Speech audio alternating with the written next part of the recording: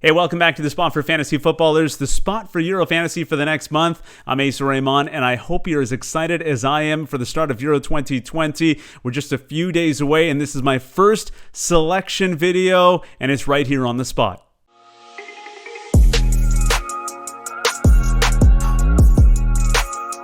I won't waste any of your time. I do want you to subscribe to the channel if you haven't done so already, but I know that you want to know what my team looks like, so let's quickly get into it. Okay, I'm going to start with a 4-4-2 formation just because it's easy to follow. You have one defender, one midfielder, one forward on your bench. The goalkeeper that I'm selecting first is Kasper Schmeichel. You think of Euro Championships, you obviously think of 1992 and Peter Schmeichel winning it for Denmark. Kasper Schmeichel is my first selection here. On the bench, behind him, Lucas Hradecky, 4 million euros, 35% selected. Very popular pick, I know. One of these players may not make my final cut because they go up against each other in that first match day. Let's get to the defenders now. And the first one I'm selecting, I have to scroll down a little bit. He's not as popular, not one of the more popular picks in this game, but one that I've had on my team since the very beginning, since I downloaded the app, and that is Alexander Zinchenko of Ukraine. And part of the reason why is because he's playing as a midfielder for Ukraine. So this is pretty much a cheat code. 5.5 million euros, 8% selected is Zinchenko, and I think that's just amazing value. Let's move on then. The second defender I'm taking is more of a traditional defender for Austria. Plays as a center back, but he can score on set pieces as well. He has 10 goals since he joined Eintracht Frankfurt in Germany in 2019. Martin Hinteregger, 4.5 million euros, 3% selected. He also has 4 goals for Austria. So I like the fact that he can score on set pieces. If Austria does score goals, I believe they probably will come from set pieces. Third defender I'm selecting, another wing back, and I'm going to go to Germany for this selection. He plays right back for RB Leipzig. He's going to probably play as a wing back for Germany. Lucas Klostermann, 4.5 million euros, 1% selected, and I like the position, the opportunity he'll get in this tournament to get some assists.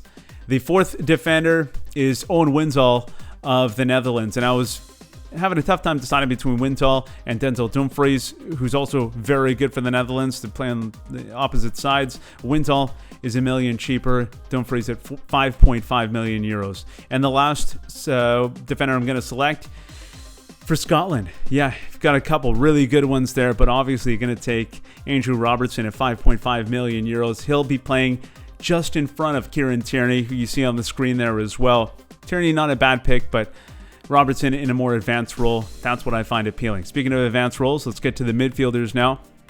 And the first one I'm selecting is a player that I really fell in love with when I was making the preview videos. No, it's not N'Golo Kante or Loic Nego or Mason Mount, although he may make this team. No, instead, for this midfielder, I'm going to have to go to Turkey. And if you watch the preview videos, you'll understand why I love Hakan Çalhanoğlu of Turkey. 8.5 million euros, so a little bit more expensive than some of the other options. 1% selected. That's why he's not a popular pick, but he can score from distance. He's going to be taking the free kicks. He's a free kick specialist, and you get a bonus point for any goal outside the 18. So that's why I'm selecting him first. And then a more traditional pick, a more popular pick, I should say, Ferran Torres of Spain. 8 million euros for the midfielder and 11% selected. Pretty safe option. I'm going to go with another safe option here, and he's on your screen right there. He's been staring me down. Mason Mount, 7 million euros, 30% selected. The English midfielder is in fine form. He's been very good for Chelsea in their Champions League run, a great leader. I anticipate that he will play a fair bit for England, so that's part of the reason why I'm selecting him, and I'm hoping that he has a good tournament for my fantasy team, of course. So those are the first three I'm selecting. The fourth midfielder, I got a little bit of money to spend now. I'm going to go to France. N'Golo Kante, surprisingly, 44% selected, but I'm going to go with Paul Pogba, and a big reason why I think he'll succeed is because of N'Golo Kante on the screen there as well. 8.5 million euros for Pogba, but Kante is the one that really allows him to play more freely and up the pitch. So Pogba could have a great tournament. He usually plays really well for France. Now I got to save a little bit of money because I spent a little bit on Pogba, so I'm going to try to get a value pick here, a player that I really like, going back to the Netherlands, and they have some really good midfield options. You see them right there, Wijnaldum, Frankie de Jong, awesome. and he popped into the screen for a moment there. But Ryan Gravenberch of Ajax, 19 years old. He's like a younger Paul Pogba. So I love the upside of this player.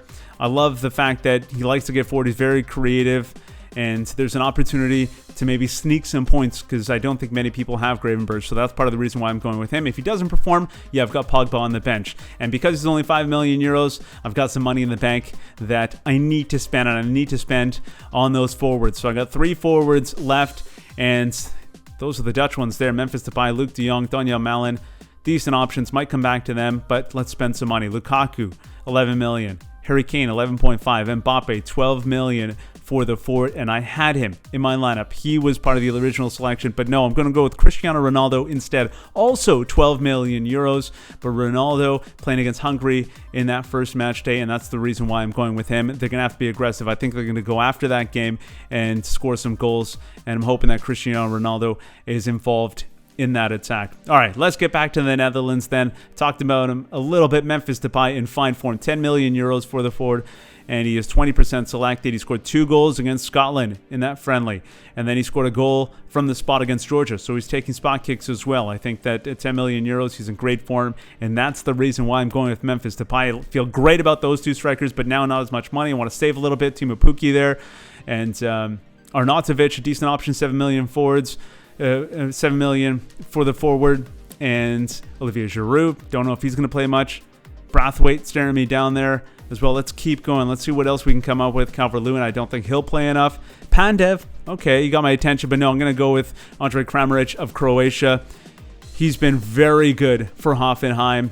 20 goals, 5 assists in 28 appearances for Croatia, and for Hoffenheim rather. And I believe that he'll have the opportunity to play for Croatia up top and hopefully fill the net for them. We'll see how it goes, but at 6.5 million euros, I think that's incredible value. All that's left now is picking a captain. Who's it going to be? All right, let's get a better look at this team then. And the captain I'm going to go with for match day 1 is Hakan Çalhanoğlu, because he plays on the first day against Italy. So if he scores a couple set pieces, he gets 2 free kick goals, and everyone's going wild about him, chances are I'm one of the few people that actually has him captain. So I feel great about that, and I have that locked in. I don't have to worry about it anymore. If he doesn't perform, I can just pivot to the next one, because that's one of the benefits of the Euro Fantasy game. If you're unclear about the rules, I highlight some of the main differences between the FPL game and the Euro Fantasy game in another video, so please check that out. That's a look at my 15. The starting 11 may change. I'll probably make a couple changes as well. I'm going to do that video closer to the start of the tournament, closer to the deadline, but I like the way this looks. I really like the defenders. I don't think I'll be touching those.